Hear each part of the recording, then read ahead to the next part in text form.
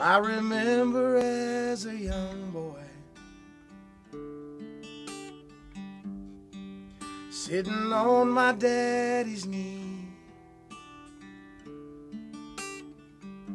Welcome to A Day in the Life. We're here with Zak Perry. Thanks for having me, by the way. Well, appreciate it. All right. What is a typical day for you when you're not gearing up for a show that night? What's a day for you?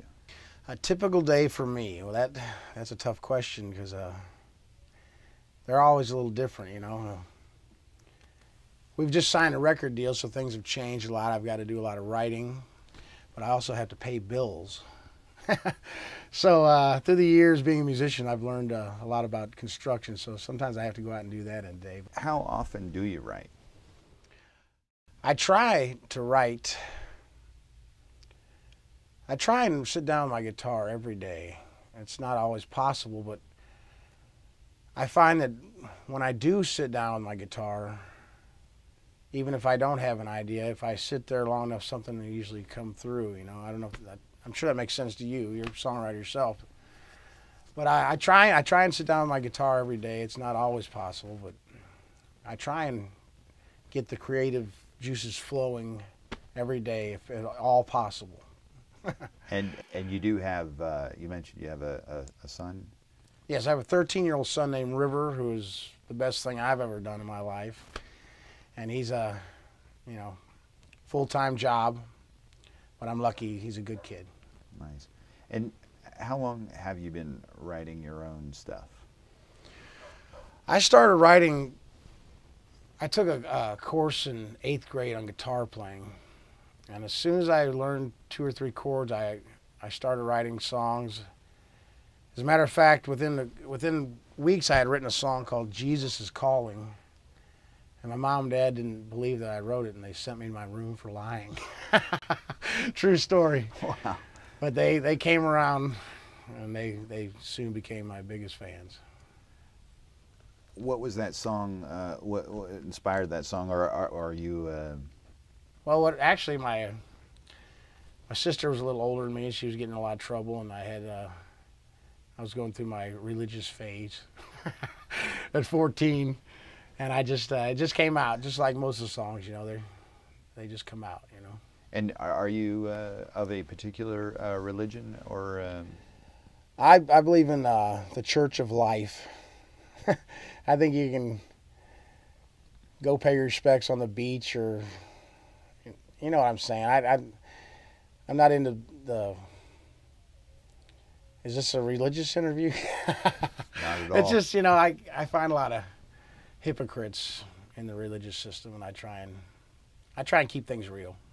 I mean, I think whatever makes that person happy, however they can find that real truth and happiness in their life, you know, whatever that takes, whether it's walking in the woods or going to a church and sitting down and listening to a sermon, whatever floats your boat. But I think there's a lot of different ways to look at things, and some people get blinders on and they don't have much acceptance for other people's beliefs.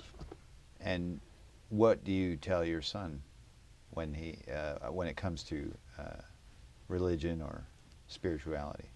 Basically the same thing, you know.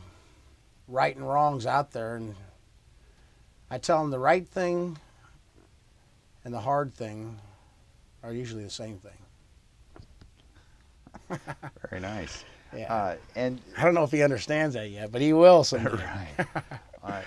Now, you came from, what I do know, I mean, you've obviously spent time in St. Louis, and you mentioned New York and Austin. And so where is home for you? Where did this all start? St. Louis, Missouri. Just a town called St. Charles, Missouri, actually. And I played there for years in a band called Zakinger. It was Zak, of course, and the other guy's name was Gary Behringer. And we got to where we were a pretty big draw in that town, but we weren't going any farther, so I wanted to move the whole band to New York. They didn't want to go, so I went without them.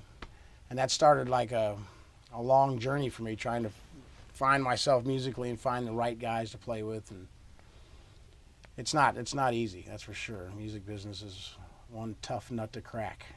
And so what, it was from New York to Austin?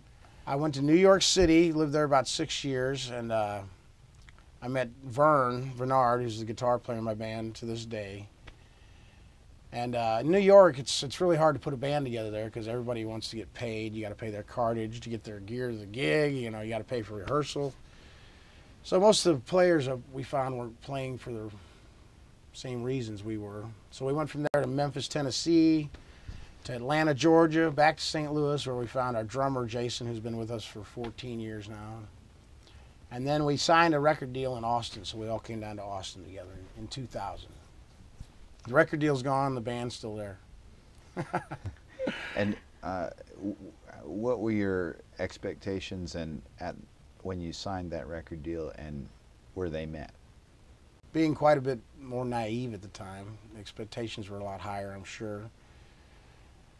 But I found that anybody can make a record for you. It's promoting the record is the hard part, you know. And we made a great record with that label, but it just sat there. It was never promoted. There was no tour support.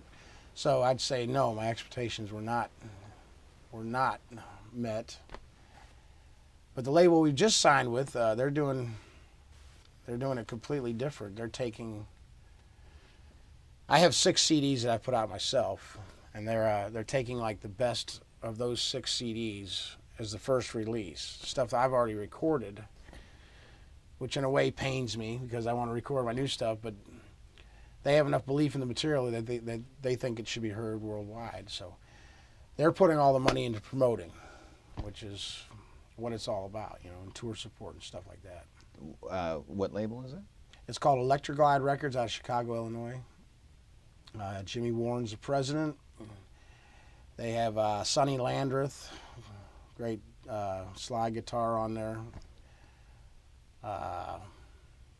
Monty Montgomery out of Austin. They have it's a good label. It's primarily a blues label, but they hear something in me that they like, and they're gonna try and push that.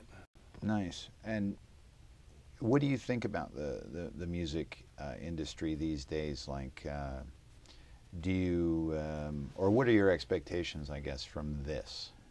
The music business is a realistically cruel and shallow money trench.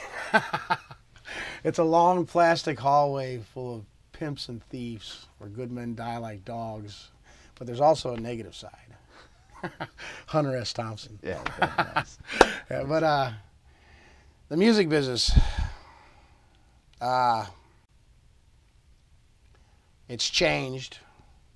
It's still changing. I'm like the new label we're with. They 79% of all the music sold last year was sold digitally.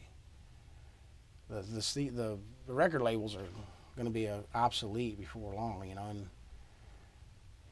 it's just always changing. So I think you got to try and stay in front of it and know where to market your stuff and how to market it and how to sell it. And hopefully this online thing, of course they're doing physical CDs too.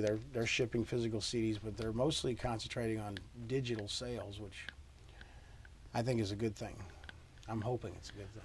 And do you sell CDs at your shows? Absolutely, yeah. And how is that good for you? Oh yeah, Yeah. I like signing them. For sure. Yeah, we're selling more and more at every show, and